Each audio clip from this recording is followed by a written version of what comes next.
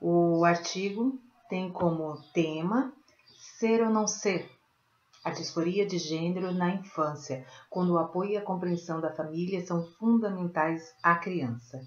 Eu me chamo Elisângela de Carvalho Franco, sou pedagoga, mestre em teologia, represento o Instituto Federal de Educação, Ciência e Tecnologia de Rondônia, IFRO, e pesquisadora do Grupo de Pesquisa Educação, Ciência e Tecnologia, GT, também do Instituto Federal.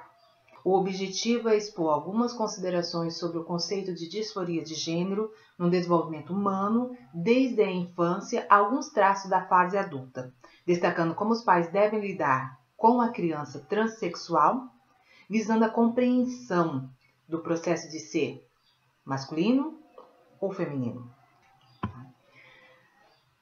Iniciando, primeiro tópico diz respeito às considerações iniciais, alguns fundamentos biológicos e psicológicos. Bem, o ser humano, durante o período de vida, é marcado por uma série de acontecimentos que são próprios de seu desenvolvimento biológico e também psicológico. Cada pessoa sofre um processo natural de desenvolvimento, partindo de situações simples a complexas, próprias de seu desenvolvimento biológico, que vão de maneira gradual a contínua.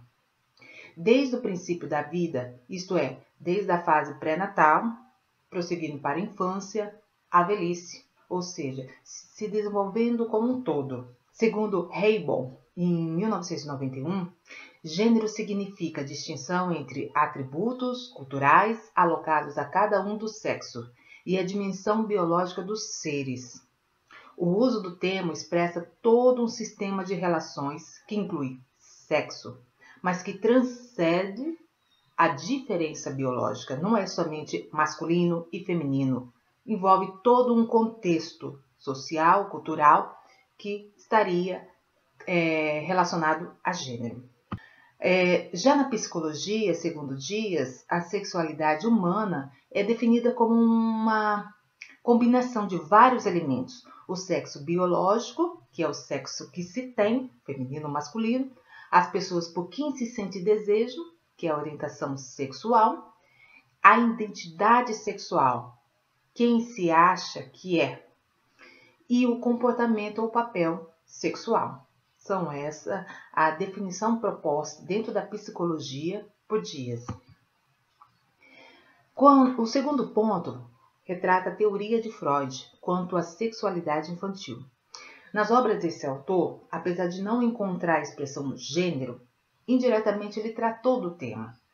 Segundo Ceccarelli, em alemão a palavra Gestalt significa sexo e gênero, comumente encontrado nas obras do autor. Portanto, pode-se afirmar que o autor lidou não só com a sexualidade humana, mas também, indiretamente, referiu-se ao gênero. O termo transexual surgiu pela primeira vez na década de 50, através do uso por profissionais e leigos na área. Já durante as décadas de 60 e 70, os clínicos começaram a usar o termo verdadeiro transexual para designar aqueles que comprovadamente viveriam melhor após a cirurgia genital. Mas foi nos idos de 1973 que John Monnet, Norman Fiske e Donald Lambert conceituaram a disforia de gênero, adotada para designar a transexualidade como distúrbio de gênero. Foi aí que surgiu a palavra em si. Em 2001, a Taide coloca que surgiu o termo transgênero, como referência às pessoas com identidade de gênero não comum de qualquer tipo. Então, foi a partir deste ano que veio a surgir a palavra transgênero, especificamente. A disforia de gênero ela pode ser assim conceituada como sendo a manifestação pela qual o indivíduo nasce anatomicamente de um sexo, entretanto, psicologicamente acredita que pertence ao sexo oposto, não se identificando de maneira alguma com seu sexo biológico, cujo desejo é viver e ser aceito enquanto pessoa do sexo oposto. Ou seja, nasceu homem, mas se sente mulher, ou nasceu mulher, mas se sente homem, né? E o desejo é ser aceito pela sociedade na qual ele está inserido ou ela está inserido. O último ponto fala sobre a importância do apoio e da compreensão dos pais. Toda criança tem desenvolvimento iguais, de maturação do organismo, no entanto, a concepção do seu gênero poderá ser diferente do seu desenvolvimento normal. As crianças são pessoas em relação com as outras e por isso sujeita a influências sociais, afetivas nas suas escolhas e na construção de suas identidades e comportamentos.